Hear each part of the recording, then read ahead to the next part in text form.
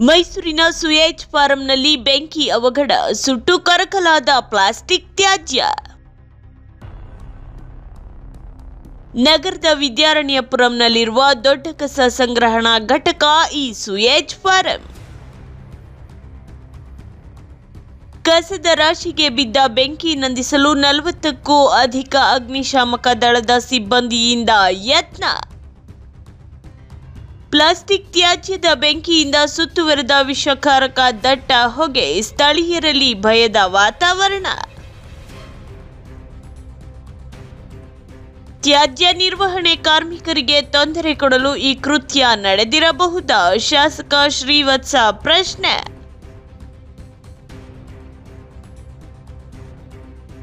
ಬೆಂಕಿ ಅವಘಡ ಸಂಭವಿಸದಂತೆ ಮುನ್ನೆಚ್ಚರಿಕೆ ವಹಿಸದ ಟೆಂಡರ್ದಾರ ಮೇಯರ್ ಶಿವಕುಮಾರ್ ಗರಂ.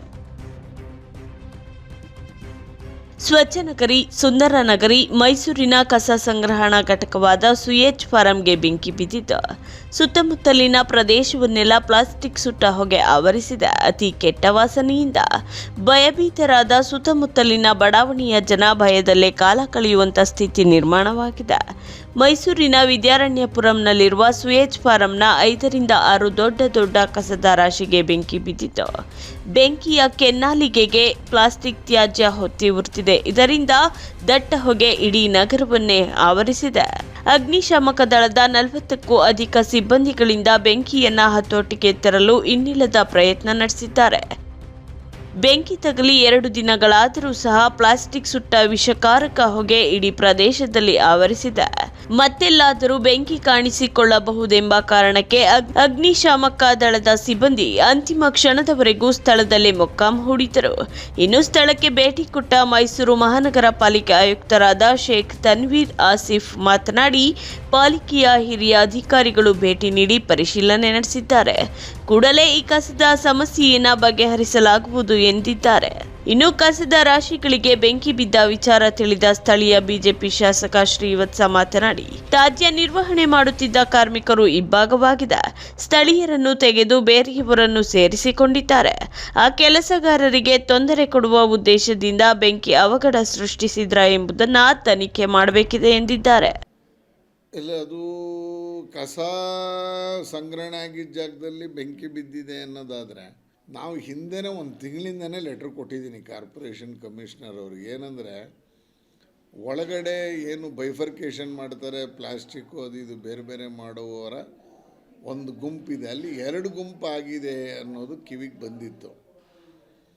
ಸೊ ಹಾಗಾಗಿ ಈಗ ಲೋಕಲ್ಲವರು ಕೆಲಸ ಮಾಡ್ತಿದ್ರು, ಅವ್ರನ್ನ ತೆಗೆದು ಬೇರೆ ಇನ್ಯಾರನ್ನೋ ಅಪಾಯಿಂಟ್ ಮಾಡ್ಕೊಂಡಿದ್ದಾರೆ, ಅವರಲ್ಲಿ ಸುತ್ತಮುತ್ತ ಗುಡಿಸಲು ಕಟ್ಕೊಂಡಿದ್ದಾರೆ ಅನ್ನುವಂಥದ್ದು ಒಂದು ಸುದ್ದಿ 3-4 ದಿವಸದಿಂದ ಹರಿದಾಡ್ತಾ ಇದೆ. ಆ ಹಿನ್ನೆಲೆಯಲ್ಲಿ ಯಾರಾದರೂ ಇವ್ರಿಗೆ ಕೆಲಸ ಮಾಡೋರಿಗೆ ತೊಂದರೆ ಮಾಡೋಣ ಅಂತಲೇ ಬೆಂಕಿ ಹಚ್ಚಿದಾರಾ ಅನ್ನೋದೊಂದು ತನಿಖೆ ಆಗಬೇಕು. ಅಥವಾ ನ್ಯಾಚುರಲ್ ಕೋರ್ಸಲ್ಲೇ ಇದು ಹತ್ಕೊಂಡಿದೆಯಾ ಇದು ಏನು ಅನ್ನೋದು. 3ನೇದು ಯಾರೋ ಅದು ಬಿಡಿ ತುಂಡು ಬಿಸಾಕಿರ್ತಾರೆ, ಅದರಿಂದ ಹತ್ಕೊಂಡಿರ್ಬೋದು ಅಂತ ಹೇಳ್ತಿದ್ದಾರೆ. ಮೈಸೂರು ಮಹಾನಗರ ಪಾಲಿಕೆಯ ಮಾಜಿ ಮೇಯರ್ ಶಿವಕುಮಾರ್ ಮಾತನಾಡಿ, ಒಣಕಸವನ್ನು ವೈಜ್ಞಾನಿಕ ರೀತಿಯಲ್ಲಿ ತೆರವು ಮಾಡಲು ಕೇಂದ್ರ ಸರ್ಕಾರದ ಯೋಜನೆಯಡಿ 62 ಕೋಟಿ ರೂಪಾಯಿಗಳಿಗೆ ಗುತ್ತಿಗೆ ನೀಡಿದೆ. ಆದರೆ ಗುತ್ತಿಗೆದಾರ ಮುನ್ನೆಚ್ಚರಿಕೆ ಕ್ರಮ ಪಾಲಿಸಿಲ್ಲ. ಈ ಅಗ್ನಿ ಅವಘಡಕ್ಕೆ ನಗರ ಪಾಲಿಕೆ ಮತ್ತು ಆ ಅಟೆಂಡರ್ದಾರನೇ ನೇರ ಹೊಣೆ ಎಂದು ಆಕ್ರೋಶ ಹೊರಹಾಕಿದ್ದಾರೆ. ಅದು ಗುತ್ತಿಗೆದಾರರಿಗೆ ಕೊಟ್ಟಾಗಿದೆ, ಟೆಂಡರ್ ಆಗಿ ಗುತ್ತಿಗೆದಾರರಿಗೆ ಕೊಟ್ಟಿದೆ ಕೆಲಸ. ಆ ಗುತ್ತಿಗೆದಾರರಿಗೆ ಕೆಲಸ ಕಾಮಗಾರಿಯನ್ನು ಕೊಟ್ಟ ನಂತರ 1 ವರ್ಷ ಆಗಿದೆ. ಈಗಾಗಲೇ 1 ವರ್ಷ ಈ ಗುತ್ತಿಗೆ ಏನು ಕೊಟ್ಟಿದ್ದಾರೆ, ಇದರಲ್ಲಿ ಈ ರೀತಿಯಾದಂಥ ಬೆಂಕಿಗಳನ್ನು ಬೀಳದೇ ಇದ್ದ ರೀತಿಯಲ್ಲಿ ಆ ಗುತ್ತಿಗೆದಾರರು ಮುನ್ನೆಚ್ಚರಿಕಾ ಕ್ರಮಗಳನ್ನು ವಹಿಸಿ ನೋಡ್ಕೊಳ್ಬೇಕಾದಂಥ ಜವಾಬ್ದಾರಿ ಗುತ್ತಿಗೆದಾರದಿತ್ತು.